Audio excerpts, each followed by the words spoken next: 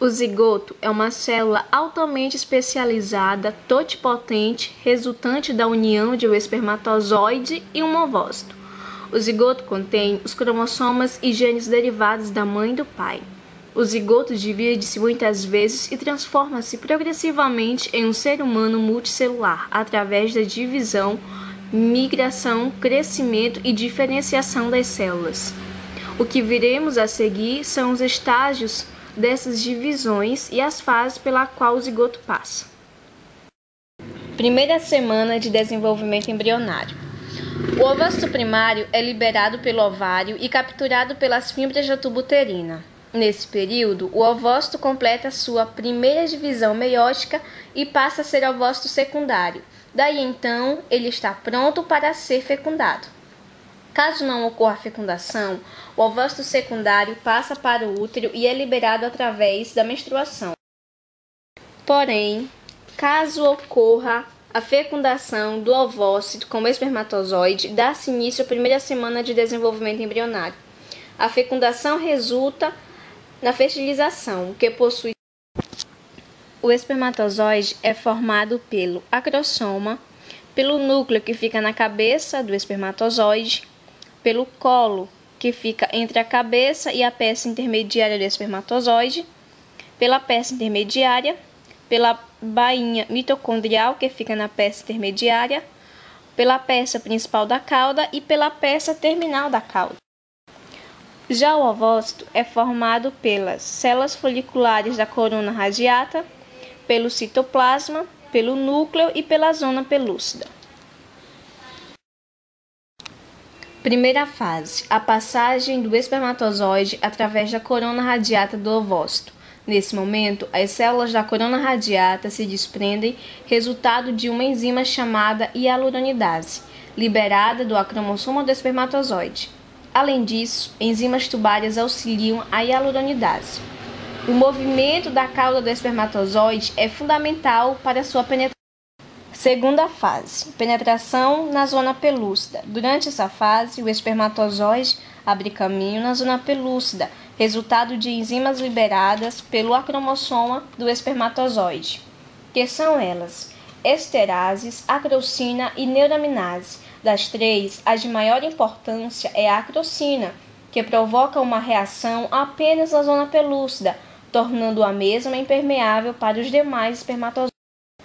Terceira fase, fusão das membranas plasmáticas, do ovócito e do espermatozoide. As membranas de ambos se fundem e se rompem na área da fusão. A cabeça e a cauda do espermatozoide entram no citoplasma do ovócito, mas sua membrana não penetra. Término da segunda divisão meiótica do ovócito e formação do pronúcleo feminino. Após a entrada do espermatozoide, a metáfase da segunda divisão meiótica do ovócito se completa, dando origem a um ovócito maduro e um segundo corpo polar. Os cromossomos maternos se condensam e o núcleo do ovócito maduro torna-se pronúcleo feminino. Quinta fase, formação do pronúcleo masculino. Dentro do citoplasma do ovócito, o núcleo do espermatozoide aumenta de tamanho para dar origem ao pronúcleo masculino e sua cauda degenera-se. Durante o crescimento, ambos os pronúcleos replicam seu DNA. Observação: a fertilização se completa em 24 horas após a ovulação. Sexta fase: a quebra das membranas pronucleares, condensação dos cromossomas e arranjo dos cromossomas para a divisão celular mitótica. Agora ocorre a primeira divisão de clivagem, a combinação de 23 cromossomas de cada pronúcleo, resultando em um zigoto com 46 cromossomas. Resultados da fertilização. Fertilização estimula o ovócito secundário a completar a segunda divisão meiótica, produzindo um segundo corpúsculo polar. Restaura o número diploides normal de cromossomas, que é 46 no zigoto. Promove a variação genética da espécie humana, determina o sexo acromossômico do embrião. Um espermatozoide portador de X produz um embrião feminino, um espermatozoide portador de Y, um embrião masculino. Causa ativação metabólica do ovócito e a partir daí dá-se início à clivagem. Clivagem do zigoto. Clivagem é a série de divisões mitóticas repetidas do zigoto, resultando em um rápido aumento do número de células. Essas células são denominadas blastômeros e tornam-se menores a cada divisão de clivagem.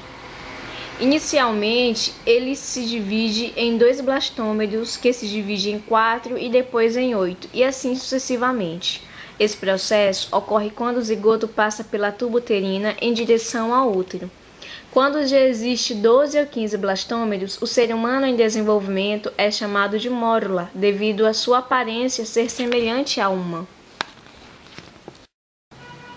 Logo após a mórula ter alcançado o útero, o fluido da cavidade uterina passa através da zona pelúcida para formar a cavidade blastocística, um espaço preenchido por fluido no interior da mórula.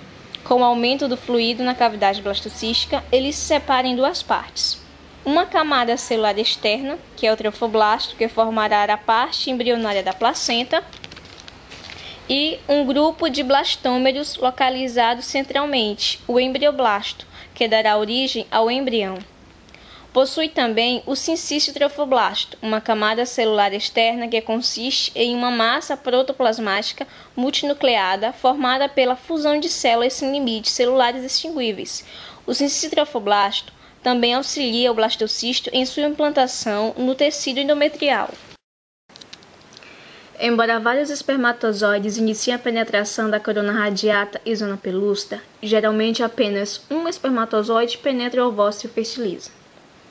2 espermatozoides podem participar na fertilização durante um processo anormal conhecido como dispermia, resultando em 3 conjuntos haploides de cromossomas, a triploidia. As concepções triploides são responsáveis por cerca de 20% dos abortos espontâneos cromossomicamente anormais. Os embriões triploides possuem 69 cromossomas. Podem parecer normais, mas são com frequência abortados. Fetos triploides abortados exibem um grave retardo de crescimento intrauterino, tronco desproporcionalmente pequeno e muitas outras anomalias. Por exemplo, no sistema nervoso central. Algumas crianças triploides têm nascido, mas morrem logo após o nascimento. Nascimentos vivos de crianças triploides são raros, ocorrendo em menos de 1 em 2.500. O profissional fisioterapeuta pode auxiliar a futura mamãe em gestação com algumas atividades, como por exemplo, Pilates é uma atividade que favorece tanto a mamãe quanto ao feto, porque auxilia no controle do peso, crescimento uterino e a pressão arterial da gestante. Ele beneficia também o sistema cardíaco, respiratório, já que prepara o mesmo para a hora do parto. Condiciona a musculatura ganhando força e flexibilidade, reduz dores musculares e lombares, diminui a constipação e melhora a postura. Equilibra as alterações hormonais e reduz o estresse, com a liberação de serotina, dopamina e endorfina. Porém, existem aparelhos que transmitem ondas curtas que produzem campos elétricos e magnéticos com correntes de alta frequência oscilantes. Um desses aparelhos é o aparelho de diatermia, que é utilizado para produzir calor nos tecidos corporais situados mais profundamente. O uso desse aparelho pode prejudicar o embrião tanto em desenvolvimento como no feto já formado, pois suas ondas podem causar uma desordem no metabolismo celular.